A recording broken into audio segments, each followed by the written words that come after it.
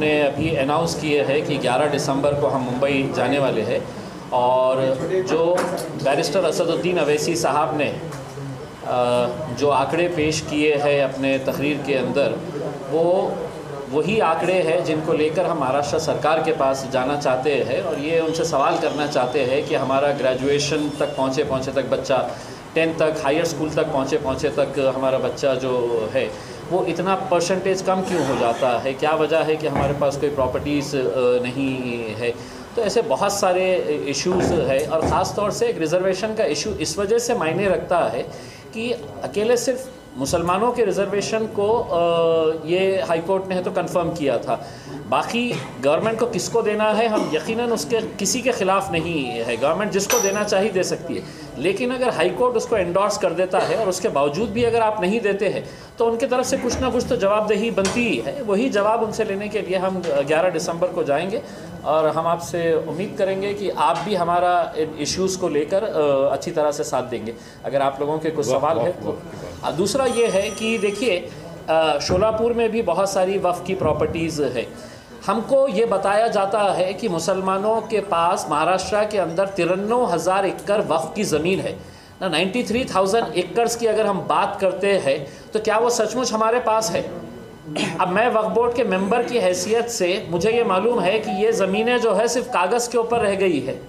उसके ऊपर कौन किसको बेच दिया है, किसी ने महल बना लिया है। और आज भी मुसलमानों की जो हालात है उसको देखते हुए कहीं ना कहीं हम ये सरकार को कह रहे हैं कि हमको माइनॉरिटी का बजट मत दीजिएगा,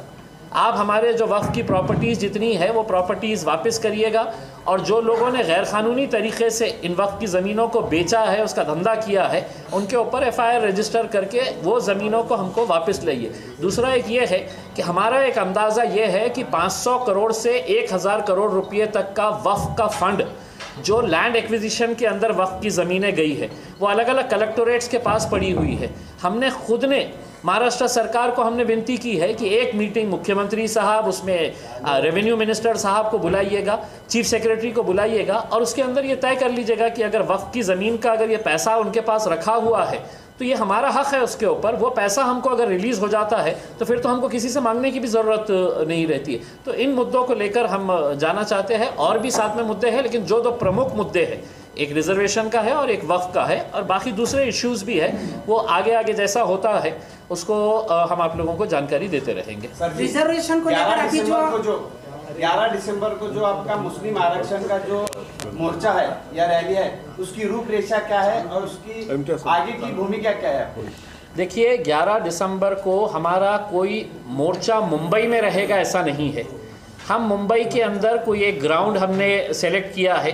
वो ग्राउंड के ऊपर हम एक सभा जैसी यहाँ पर लिए है, जैसा दूसरे राजनीतिक पार्टी के लोग अपने अपने चुनावी क्षेत्रों के अंदर लीजिए या मराठवाड़ा के अलग अलग इलाकों के अंदर वो सभाएं ले रहे हैं, तो हम वो सभाएं लेकर एक सभा लेकर उस सभा के अंदर हम सरकार के साथ सरकार को हमारे जो प्रश्न है वो प्रश्न हम उपस्थित करेंगे। हमारा एक डेलीगेशन जाके, अगर मुख्यमंत्री साहब टाइम देते हैं तो हम मुख्यमंत्री साहब के पास डेलीगेशन लेके जाके हमारा एक मेमोरेंडम देंगे कि साहब हमारी ये मांग है, ये मांग को आप पूरा करें। लेकिन अगर आप ये कहेंगे कि आप आ ही नहीं सकते हैं, आपको परमिशन ही नहीं है, तो ये मेरे हिसाब से ज़रा ज़्यादती हो रही है। और हमको मालूम है कि पुलिस के ऊपर दबाव कौन राजनीतिक पार्टी डाल रही है, कौन नेता डाल रहे हैं करके, क्योंकि हम उनसे कुछ कड़वे सवाल पूछ रहे हैं और वो नहीं चाहते हैं कि वो कड़वे सवाल हम उनसे पूछें, क्योंकि उनके पास इसका कोई जवाब ही नहीं है। तो हमने तय किया है कि 11 दिसंबर को हम जाएंगे और उस सभा को संबोधित करेंगे पार्टी के अध्यक्ष बैरिस्टर असदुद्दीन अवैसी साहब। स्वाभाविक है, देखिए स्वाभाविक है, मालूम है बोला आपने, दबाव किसका है? देखिए स्वाभाविक है कि 2014 से 2019 के बीच में अगर आप भारतीय जनता पार्टी और शिवसेना, जिन्होंने कभी भी मुसलमानों के हक में कोई बात नहीं की है, मुसलमानों से उनका कोई लेना देना नहीं है, कांग्रेस और राष्ट्रवादी इस तरह से लड़ते थे असेंबली के अंदर उनसे और उनको कहते थे कि तुम दो, तुम इनको दो, तुम इनके साथ नाइंसाफ़ी कर रहे हैं, तुम मुसलमानों को आगे नहीं देखना चाहते हैं। और आज जब सत्ता के अंदर आ गए हैं तो कौन सा MP, कौन सा MLA वहाँ पे असेंबली के अंदर खड़े रह के या पार्लियामेंट के अंदर खड़े रह के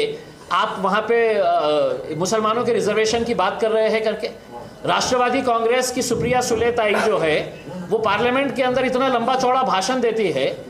एक सादा जिक्र तक नहीं करती है कि मुसलमानों के रिजर्वेशन के बारे में भी कुछ इसके बारे में होना चाहिए। सादा जिक्र तक नहीं किया जाता है। असेंबली के अंदर इनके बड़े बड़े मंत्रियां हैं, नेता है, कोई जिक्र करने के लिए तैयार नहीं है। तो हमारा साफ ये है